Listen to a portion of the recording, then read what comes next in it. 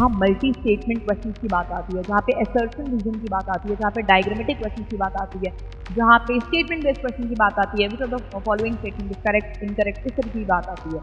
इस तरीके के क्वेश्चन हमें अब थोड़ी ज़्यादा प्रैक्टिस करने हैं। आपको अब जो क्वेश्चन प्रैक्टिस करनी है, अगर आज तक आप टाइम बाउंड होकर के नहीं कर रहे थे, कोई बात नहीं, अब आपको जो प्रैक्टिस करनी है वो टाइम बाउंड होकर के करें। जब आप जाएंगे नीट का एग्जाम देने के लिए जाएंगे, तो ऐसा नहीं होगा कि वो एग्जाम टेम्परामेंट कि एग्जाम में हमें कैसे बिहेव करना है, क्या होने वाला, वो उस दिन डेवलप, वो हमें हर एक दिन डेवलप करना होता है। हेलो प्यारे बच्चों, नीट 2026 अब बहुत पास आ गया है और अब हो सकता है आप में से बहुत सारे लोगों को ये कंफ्यूजन हो रहा होगा कि अब हम कैसे रिवाइज करें, अब हम टेस्ट के लिए क्या स्ट्रैटेजी फॉलो करें। सिलेबस तो बहुत सारा हमने कवर कर लिया है ऑलरेडी, लेकिन अब वो पुराना सारा सिलेबस रिवाइज करने में दिक्कत हो रही है, कैसे रिवाइज करें। साथ साथ में क्लासेस भी चल रही होंगी, तो क्लासेस में जो हम करंट टॉपिक पढ़ रहे हैं उसको भी पढ़ना है, और जो पुराने चैप्टर्स हैं जो बहुत पहले पढ़े थे उनको हमें रिवाइज भी करना है। टेस्ट भी अब हमारे फुल सिलेबस टेस्ट भी आने वाले हैं, तो उनके लिए हम कैसे प्रैक्टिस करें, क्या करें। तो अब कुछ समय बचा हुआ है, अप्रॉक्स 100 डेज के आसपास जो समय बचा हुआ है, उसको हम कैसे मैक्सिमम यूटिलाइज करें, तो उसको समझते हैं। तो कुछ छोटी छोटी सी बातें जो मैं आपको बताऊंगी, आप उनको फॉलो कर सकते हैं। जितने भी बच्चे अभी क्लासेस कर रहे हैं, आपकी क्लासेस में ऑलमोस्ट 70 to 75% सिलेबस कंप्लीट हो चुका होगा। आपने साथ साथ में पढ़ाई भी की होगी, 70 to 75% सिलेबस कंप्लीट हो चुका होगा, और जो थोड़ा बहुत बचा है वो भी अब चल रहा होगा, ऑनगोइंग क्लासेस में आप उसको कंप्लीट कर रहे हैं। तो अब हमें क्या करना है, जो जो भी हमने पुरानी चीजें पढ़ी उनको कैसे रिवाइज करें। सबसे पहली चीज तो ये है कि बेटा इस टाइम पे, इस मोमेंट पे, एग्जाम से जस्ट पहले आपको अपने रिसोर्सेज चेंज नहीं करना। रिसोर्सेज का मतलब क्या है, आप जब क्लास में पढ़ रहे थे, आप विद्यापीठ जाकर के पढ़ रहे थे, तो आपने अपने प्रॉपर नोट्स बनाए होंगे, आप एक बुक फॉलो कर रहे थे, एनसीईआरटी पढ़ रहे थे। आप उन्हीं सारी चीजों से अब भी पढ़ेंगे, वहीं से रिवाइज करेंगे। कोई नई बुक, कोई नए नोट्स, ये सब हमें नहीं करना, ठीक है। ये नहीं करना है कि मेरा फ्रेंड है, उसने कुछ नोट्स बनाए हैं तो अब मैं उसके नोट्स से पढ़ना स्टार्ट करूँ, नहीं, ऐसा नहीं करना है बेटा। आपके पास जो आपके ओरिजिनल रिसोर्सेज हैं उनसे ही आपको पढ़ते रहना है, चेंज नहीं करना है इस मोमेंट पे। पहली चीज तो ये फॉलो करनी है आपको। आप अपने क्लास नोट्स और एनसीईआरटी इन पे स्टिक रहिए, कोई भी रिसोर्सेज चेंज मत करिए। अब दूसरी चीज जो करनी है वो है हमें डेली क्वेश्चन प्रैक्टिस। ये आप थ्रू आउट सेशन भी कर रहे होंगे, क्वेश्चन प्रैक्टिस कर रहे होंगे, आपके टीचर्स ने क्वेश्चन प्रैक्टिस की क्या इंपॉर्टेंस है ये बताई होगी, और आप उसको फॉलो भी कर रहे होंगे। बट इस टाइम पर हमें क्वेश्चन प्रैक्टिस थोड़ी ज्यादा करनी है, प्लस हमें क्वालिटी क्वेश्चन प्रैक्टिस करनी है। अब क्वालिटी क्वेश्चन का क्या मतलब है, एक क्वेश्चन होता है सिंपल सा वन लाइनर क्वेश्चन होता है, एक लाइन लिखी होती है, 4 ऑप्शन होते हैं छोटे छोटे से, वो हम आसानी से कर लेते हैं। बट जहाँ मल्टी स्टेटमेंट क्वेश्चन की बात आती है, जहाँ पे असर्शन रीजन की बात आती है, जहाँ पे डायग्रामेटिक क्वेश्चन की बात आती है, जहाँ पे स्टेटमेंट बेस्ड क्वेश्चन की बात आती है, which of the following statement is correct, incorrect, इस तरीके की बात आती है। इस तरीके के क्वेश्चन हमें अब थोड़े ज्यादा प्रैक्टिस करने हैं, ठीक है। तो हम उनको बोल रहे हैं कि क्वालिटी क्वेश्चन प्रैक्टिस करनी है, बट क्वेश्चन प्रैक्टिस ऐसे नहीं कि हम एकदम आज हमने सोचा कि आज हम 50 क्वेश्चन करेंगे और हम सुबह से लेकर के शाम तक बैठे हुए हैं, नहीं। हमें क्वेश्चन प्रैक्टिस करनी है, and that too time bound होकर। टाइम बाउंड होकर के करने का मतलब क्या है, फॉर एग्जाम्पल मैंने यहाँ पे एक छोटा सा टेबल, छोटा सा डेटा दिया हुआ है टेबल के फॉर्म में। फॉर एग्जाम्पल अगर आप फिजिक्स के 50 क्वेश्चन कर रहे हैं, ये मैंने डेटा 50 क्वेश्चन के हिसाब से दिया है, अगर आप कुछ कम ज्यादा कर रहे हैं तो आप उसी हिसाब से टाइम को एडजस्ट कर सकते हैं। अगर हम 50 क्वेश्चन फिजिक्स के क्वालिटी क्वेश्चन कर रहे हैं, तो हमें वो 50 क्वेश्चन करने में 60 to 90 मिनट का ही समय लगना चाहिए, 90 मिनट से ज्यादा का समय नहीं चाहिए, ठीक है। तो जब भी आप क्वेश्चन प्रैक्टिस करने बैठे, आपने फॉर्मूला शीट वगैरह रिवाइज कर ली, जो आप चैप्टर्स पढ़ लिए हैं, आप उनको क्वेश्चन प्रैक्टिस करने बैठे हैं, तो आप पहले तो आइडेंटिफाई कर लीजिए कि ये 50 क्वेश्चन मैं करने जा रहा हूँ, या ये 40 क्वेश्चन मैं करने जा रहा हूँ, या ये 25 क्वेश्चन मैं करने जा रहा हूँ। आपने वो क्वेश्चन आइडेंटिफाई कर लिए, और उसके बाद आप अपने फोन में या वॉच में एक टाइमर सेट कर देंगे, जो कि होगा 90 मिनट। तो हम यहाँ पे लार्जर वैल्यू लेकर के चल रहे हैं कि 50 मिनट, 50 क्वेश्चन के लिए 90 मिनट, आपको ये क्वेश्चन किसी भी हाल में 90 मिनट्स में कर लेने हैं। अब आप जब टाइम बाउंड हो करके ये प्रैक्टिस करेंगे, तो आपका फायदा ये होगा कि जब हम एग्जाम में जाते हैं, तो एग्जाम में हमें टाइम बाउंड होकर के वही 3 घंटे में सारा काम करना होता है, और जब हम घर पे वही काम कर रहे होते हैं, तो थोड़ा फ्री माइंड होकर के, थोड़ा कंफर्ट जोन में बैठ करके कर रहे होते हैं।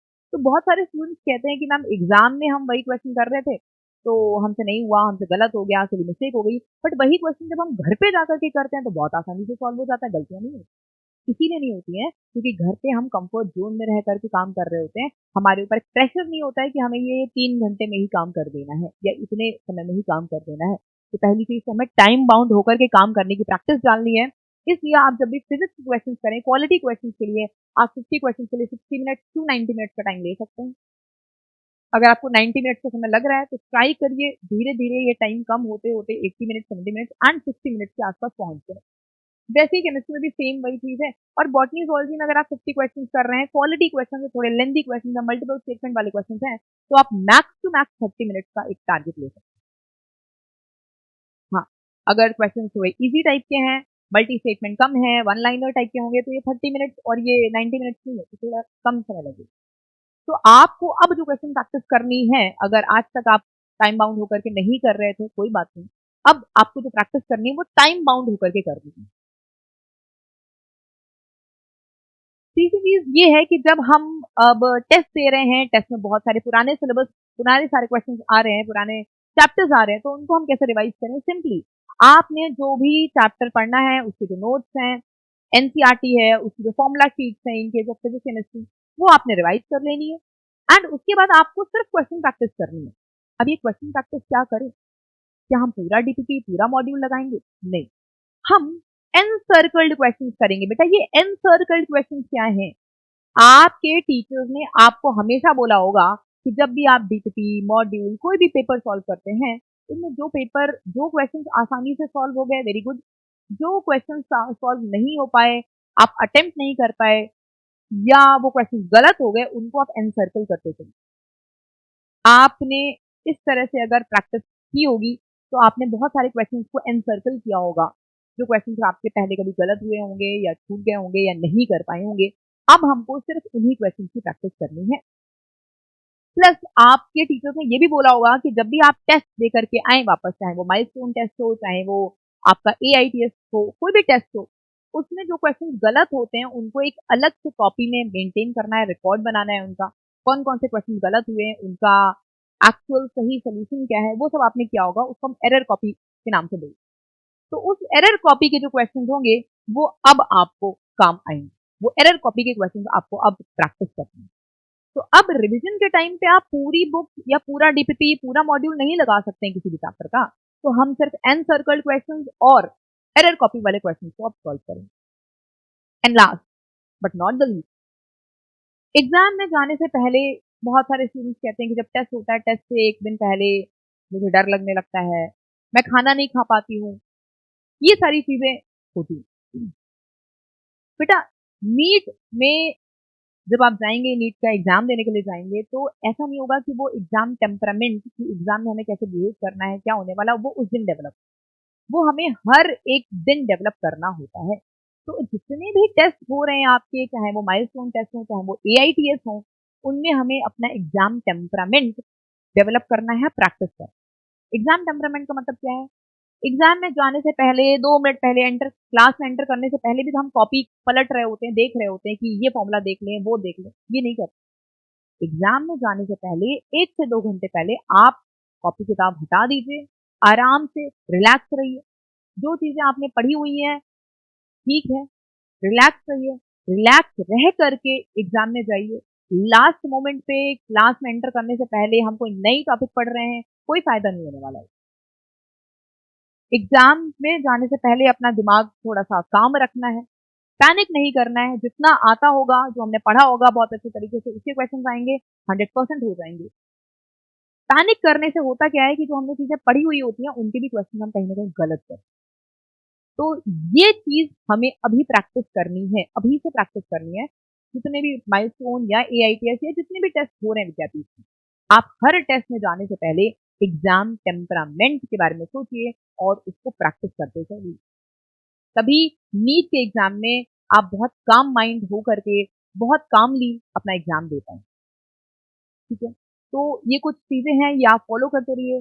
बाकी और भी समय समय पर हम कुछ कुछ चीजें लेकर के आते रहेंगे। तब तक के लिए पढ़ते रहिए।